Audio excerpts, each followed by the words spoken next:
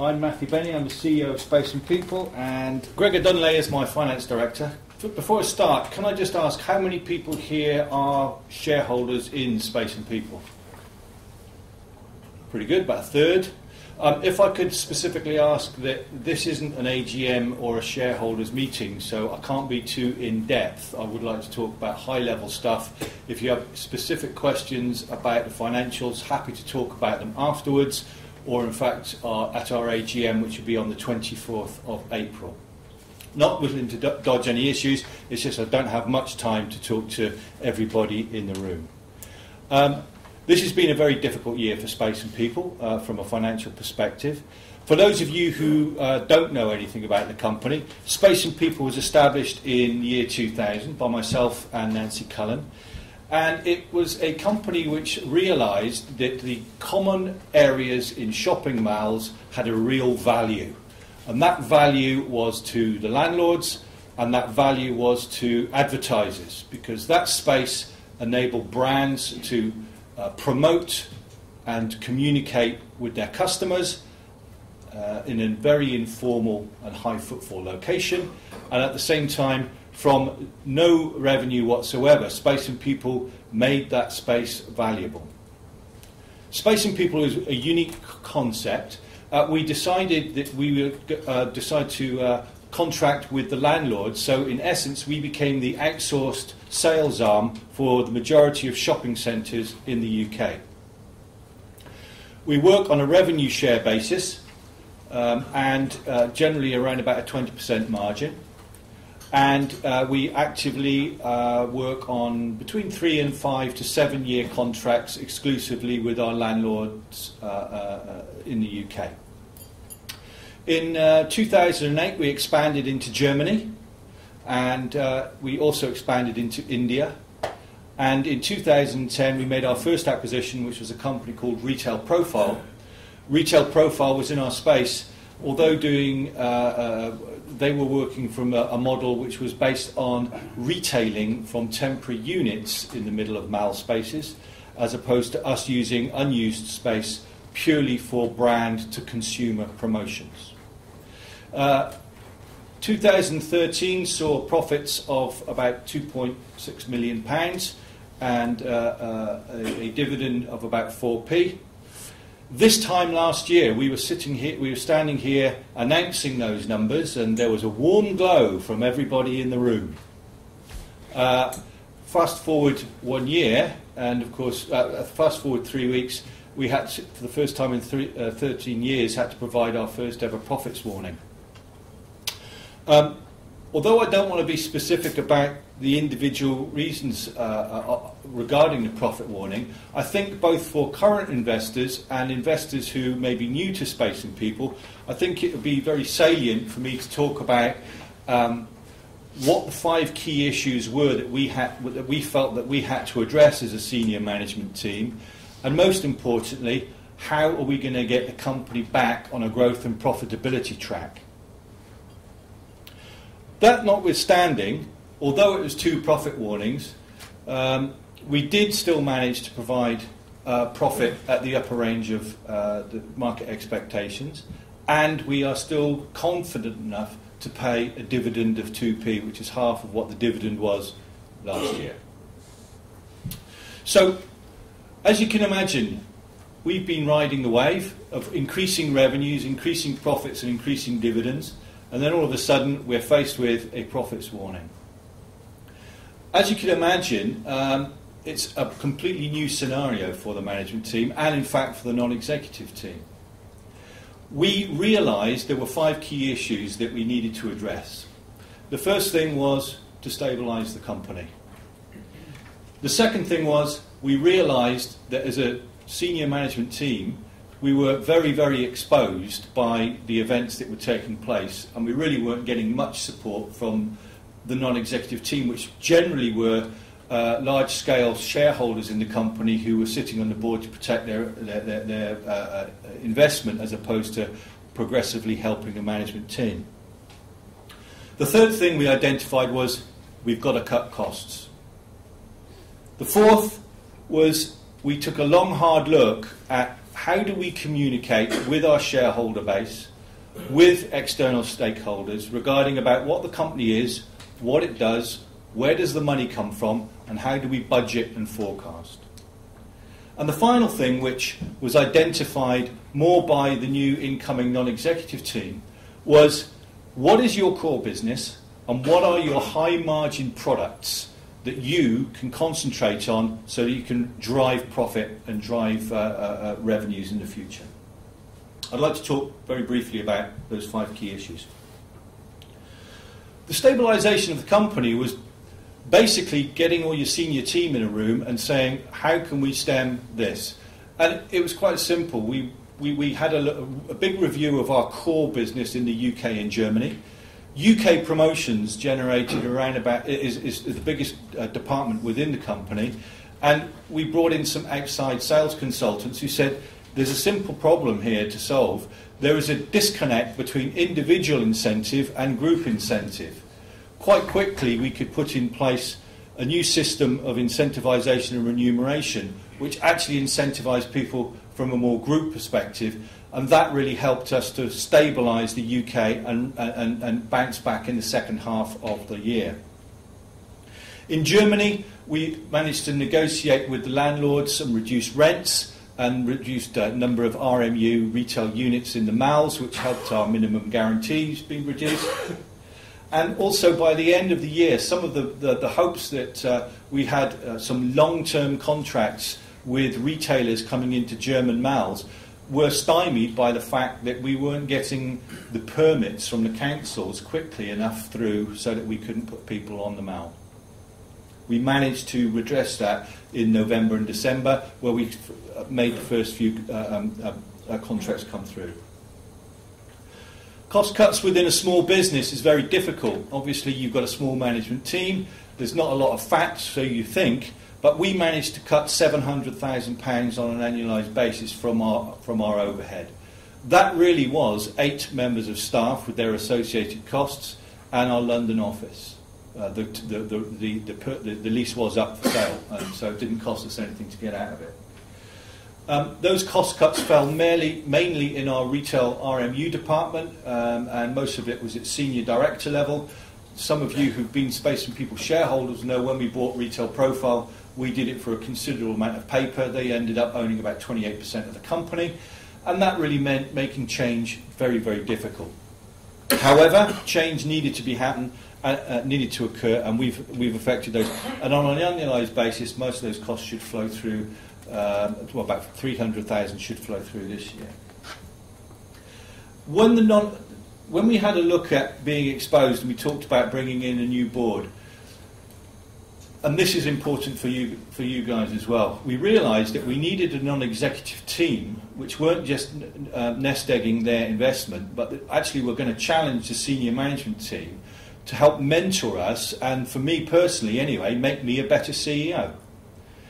We went out went to find people, and I had about 5 or 6 interviews with serial non-executive chairman who had a slot in his diary so he could fit another chairmanship in, and we ended up with a non-executive chairman, gentleman called Charles Hammond, who will be available at the AGM. Obviously, he's the CEO of Forth Ports, owned Tilbury Docks, Forth Docks in Edinburgh, and used to own the shopping centre in Leith, which was called Ocean Terminal. So he had an affinity with what we were trying to achieve. It was also his first non-executive chairmanship, and he really rang the bell for us, and that he wasn't just going to turn up after reading the board minutes on the train on the way to the board. He was actively going to work with me to enable me and the management team to get better. He's also local. That's quite important. Our chairman was in London, so it was a very granular relationship. Having someone you can have a narrative with has meant that we can talk more. Likewise, we looked for some other non-execs, a new person called George Watt, who's the FD of STV. He's joined and is helping Gregor. And down south, we employed a guy called Steve Curtis, who runs the biggest out-of-home media consultancy, and he's come in to help mentor Nancy. When I tell you that by getting rid of the old non-executive team and bringing these high-powered people, the net increased cost is about £20,000. So it's not like we've been spending silly checkbooks. We've got very, very senior people joining us who are dedicating their cause to improve shareholder relationships, shareholder value, and making sure that we are a better management team.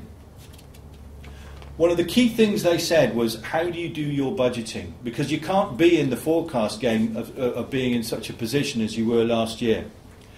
In essence, Greg and myself, Nancy, and the non-execs have gone through our budgeting systems, and whereas in the past 13 years everything was surfing the wave and everything was going well, we had to, if there was a client that was up for grabs, we would win it. If we had a contract which was expiring, we would keep it. Last year that didn't happen, and we had to look at the way in which we're doing our budgeting and forecasting from here on in. So the numbers that you've got are predicated on two key, clear mandates. The first thing is, if we do not have a contract which we're thinking we're going to win, we're not going to put any element of that potential revenue, no matter how close we are to signing a contract, into our budgets. The second thing is, if we have a contract which is expiring or due to expire, we have now got a discounted percentage attached to each of to that contract. So what you should be seeing in the numbers presented in any of our analysts' notes is basically what we would consider a worst-case scenario. The other thing to evaluate is that the non-executive team said you've got to be clearer regarding what your business is. And that, if you look at the presentation which we have left on your on your chairs, is we've split the company into two areas: core and ventures. Core is the German and UK promotions and retail businesses. Ventures is India, Russia, and Space and People Plus. Just as a matter of aside, our end-of-year numbers were, when we did our second profits warning, were predicated on money coming in from our Russian licence. That money didn't transpire, and that slack was picked up by UK promotions. Also, that money was predicated on a large contract which we had won and we were earning revenue for. The execution of that contract was supposed to have happened at the end of 2014. It didn't. It's fallen into 2015. We haven't recognised that revenue. Again, that was picked up by overperformance in the UK promotions business. So, all in all, the core business is performing okay. I'm happy with it. As regards ventures, India is really now going to £75,000 of profit last year, probably 120,000 this year. Not material. It's not going to move the dial in a sufficient way for me to stand up here and for you to be a lot happier about the results. That is why there's only one slide up on this screen, because the board targeted and tasked us to say, what is your high margin growth prospect? And this is it. It might not look much to you, but it's called the Mobile Promotions Kiosk. We've noticed over the years that as Space and People grew, so the price point for entry for businesses and the quality control point that we were creating was increasing all the time. A lot of our core original local businesses just weren't being able to afford to come and present in the mall. And the reasons for that was, well, the price point was higher, but if you consider this, you're a local business. The £1,000 which it may cost to come and promote in the middle of the mall was actually a very small, was probably just a fraction of the total costs for being in that shopping centre. We estimate the cost of promoting are probably 2.5 to 3 times more than the media cost of actually being there. So that means for a local business, that's a £2,500 to £3,000 investment. What is that investment in? It's investing in a piece of kit, a promotional platform. It's investing in media, marketing materials, logistics, setup, breakdown. All of these things which go to the production of an actual event.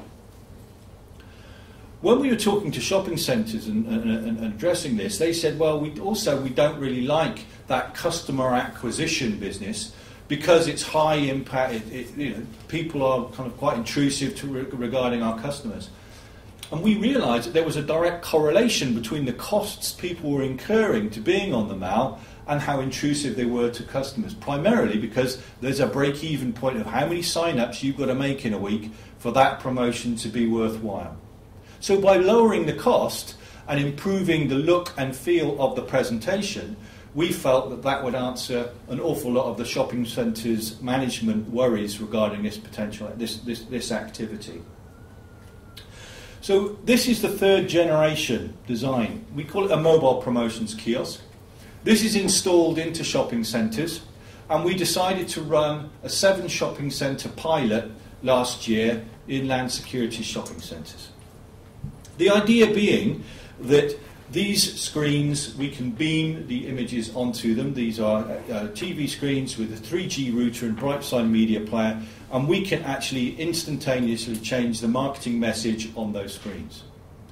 This allows local businesses, and as you see, national businesses, to come and present at a low unit cost without the incumbent logistics or marketing materials.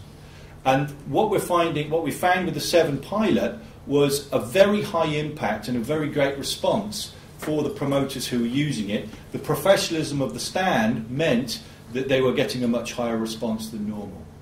Shopping centres liked it because it unlocked an old revenue stream, and we liked it because it doubled our margin without having a landlord's rent and without having a rates bill around our neck as well.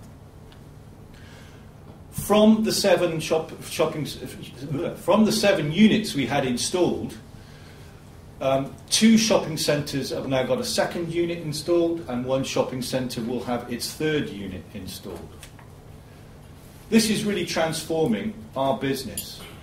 The key focus for the senior management of this year is not only to win new business with our shopping centre clients, but to establish this within between 40 and 50 locations in the UK, between 50 and 20 locations in Germany, and we also have a programme running in India of just 3 units.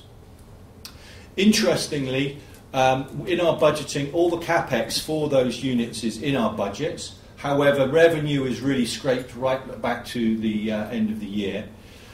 We are really happy with the levels of occupancy and the average sale value that we're achieving.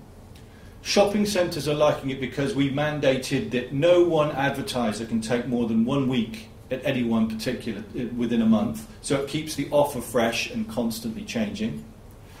Users like it because it's a low-cost entry and they're getting high impact. And we are signing up between 3-year and 5-year exclusive contracts with shopping centres. Obviously, you can see the scalability of this product, and notably, it is opening doors to previously closed shopping centre groups who didn't want the holistic Space and People commercialisation service, but are actively looking at this product-orientated solution to revenue growth and generation. So, to recap, a difficult, hard year which has made us look at great detail regarding our company and where we're going to go.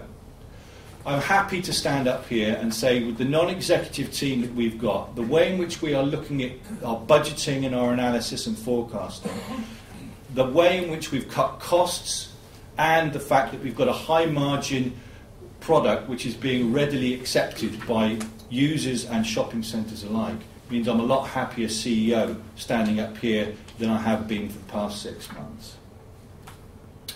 So all in all, you can see that we come in at the upper end of expectations. We've maintained our dividend, we've found a new board, and we've got a new high margin product which is being readily adopted. That is Space and People for the moment. Thank you.